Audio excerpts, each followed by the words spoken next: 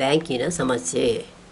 ಪರೀಕ್ಷೆಗೆ 1 ವಾರ ಇದೆ ಎಂದಾಗ ಅವಳು ಹಾಲ್ ಟಿಕೆಟ್ಗಾಗಿ SBI ಬ್ಯಾಂಕಿನಲ್ಲಿ ಡ್ರಾಫ್ಟ್ ಪಡೆದು ಕಲ್ಕತ್ತಾಕ್ಕೆ ಕಳುಹಿಸಿದಳು.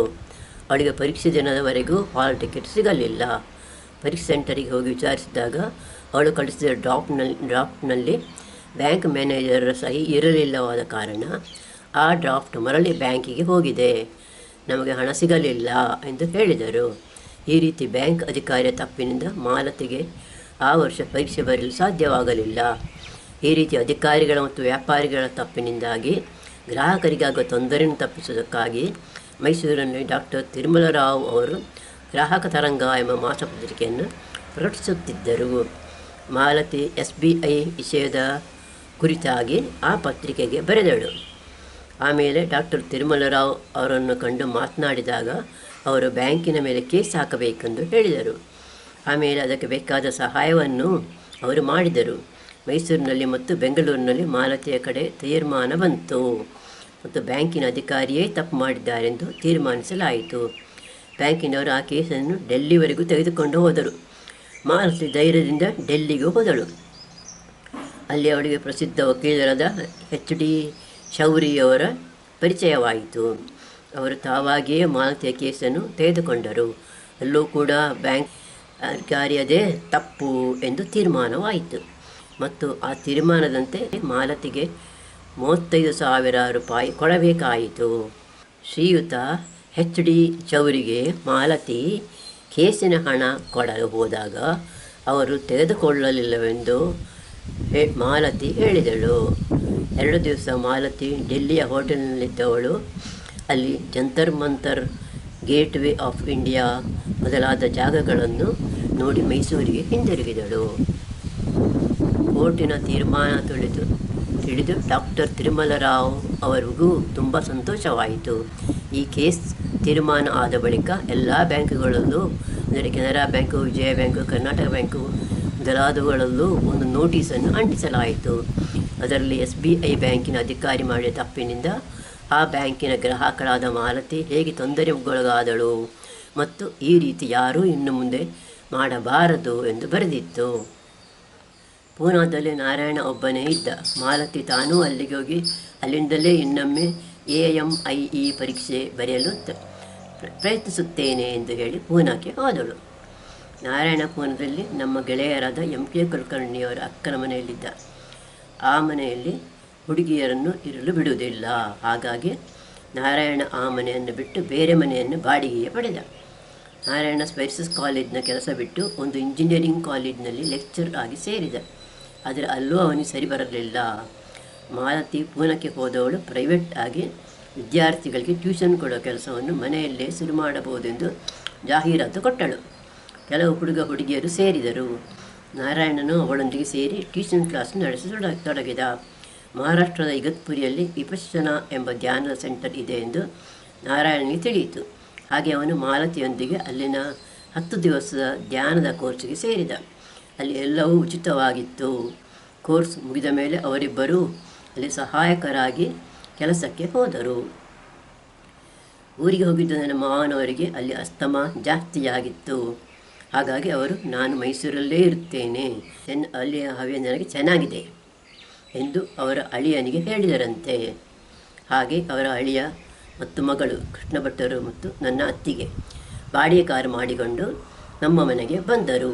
ಅವರ ಜೊತೆಯಲ್ಲಿ ಅವರ ಕೊನೆಯ ಮಗಳು ಮನೋರಮಾ ಮತ್ತು ಮಗ ಶಂಕರಪ್ರಸಾದನ ಮಗ ಪ್ರಮೋದನೂ ಬಂದಿದ್ದರು. ನಮ್ಮೂರಿನಿಂದ ಬಂದವರನ್ನು ಮಾತನಾಡಿಸಲು ಅವರು ಬಂದ ಮಾರನೇ ದಿವಸ ಈ ಊರಿನಲ್ಲಿರುವ ನನ್ನ ಅಕ್ಕನ ಮಗಳು ವಿಜಯಲಕ್ಷ್ಮಿ, ಅವಳ ಗಂಡ ಬಾಬು ಮತ್ತು ಬಾಬುವಿನ ತಂದೆ ದೇಶಿಕಾಚಾರ್ಯ ಬಂದಿದ್ದರು. ನನ್ನ ಪತಿಯ ಅಕ್ಕ, ಭಾವ ಮತ್ತು ಮಕ್ಕಳು ಮನೋರಮಾ ಮತ್ತು ಪ್ರಮೋದ ನಮ್ಮಲ್ಲಿ 4 ದಿವಸ ಇದ್ದು ಆಮೇಲೆ ಕುಂಚನಡ್ಕದಲ್ಲಿರುವ ಅವರ ಮನೆಗೆ ಬಸ್ಸಿನಲ್ಲಿ ಹಿಂದಿರುಗಿದರು. ಅದೇ ವರ್ಷ ನಮ್ಮ ದರ್ಬೆ ಮನೆಯಲ್ಲಿರುವ ನನ್ನ ಮೈದುನನ ಮಗಳು ವಿಜಯಲಕ್ಷ್ಮಿ ಮತ್ತು ನನ್ನ ಇನ್ನೊಬ್ಬ ಮಾವನ ಮಗಳು ಗೀತಾ ಸಂಸ್ಕೃತದಲ್ಲಿ MA ಪರೀಕ್ಷೆ ಬರೆಯಲು ನಮ್ಮ ಮನೆಗೆ ಬಂದಿದ್ದರು. ಅವರಿಬ್ಬರು ಪ್ರೈವೇಟ್ ಆಗಿ ಪರೀಕ್ಷೆ ಬರೆಯಲು ಹಣ ಕಟ್ಟಿದ್ದರು. ಇದು ಅವರ 2ನೇ ವರ್ಷದ ಪರೀಕ್ಷೆ. 1ನೇ ವರ್ಷದ ಪರೀಕ್ಷೆಗೂ ಅವರು ಮೈಸೂರಿಗೆ ಬಂದಿದ್ದರು. ಆದರೆ ಆಗ ಅವರು ಒಂದು ಹಾಸ್ಟೆಲ್ನಲ್ಲಿ ಇದ್ದರಂತೆ. ಆ ಹಾಸ್ಟೆಲ್ನಲ್ಲಿ ಅವರ ನೆಂಟರೊಬ್ಬಳು ಇದ್ದು ಅವಳು ಅವರನ್ನು ಅಲ್ಲಿಗೆ ಕರೆದಿದ್ದಳಂತೆ. ಈಗ ಅವರಿಬ್ಬರು 2ನೇ ವರ್ಷ ಪರೀಕ್ಷೆಯಲ್ಲಿ ಪಾಸಾಗಿದ್ದರು. ವಿಜಯಿ ಮತ್ತು ಗೀತಾ ನಮ್ಮ ಮನೆಗೆ ಪರೀಕ್ಷೆ ಬರೆಯಲು ಬಂದಾಗ ನಾವು ಕುವೆಂಪು ನಗರದಲ್ಲಿರೋ ಗೋಪಾಲರಾವ್ ಮನೆಯಲ್ಲಿ ಇದ್ದೆವು.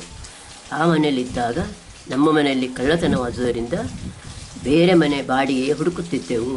ಆಗ ಕುವೆಂಪು ನಗರದಲ್ಲಿ ನಮಗೆ ಜೋಡಿ ಬಸವ ರಸ್ತೆಯಲ್ಲಿ ಮನೆ ಬಾಡಿಗೆಗೆ ಸಿಕ್ಕಿತು. ಹಾಗಾಗಿ ನಾವು ನನ್ನ ಪತಿ ವಿಜಯ್ ಗೀತಾ ಆ ಹೊಸ ಮನೆಗೆ ಸಾಮಾನುಗಳನ್ನು ಸಾಗಿಸಿಕೊಂಡು ಹೋದೆವು. ಅದು ಮಹಡಿಯಲ್ಲಿರುವ ಮನೆ. ಕೆಳಗೆ ಒಬ್ಬರು ಹೋಟೆಲ್ನಲ್ಲಿ ಕೆಲಸದಲ್ಲಿದ್ದವರು ಇದ್ದರು. ನಾವು ಈ ಮನೆಗೆ ಬರುವಾಗ ನಮ್ಮ ಮಾವನವರು ಕುಕ್ಕುಪುಣಿಯಲ್ಲಿದ್ದರು. ಕೆಲವು ದಿವಸಗಳ ನಂತರ ಅವರನ್ನು ಈ ಮಹಡಿಯ ಮನೆಗೆ ಬಾಡಿಗೆ ಕಾರಿನಲ್ಲಿ ಕರೆದುಕೊಂಡು ಬಂದೆವು.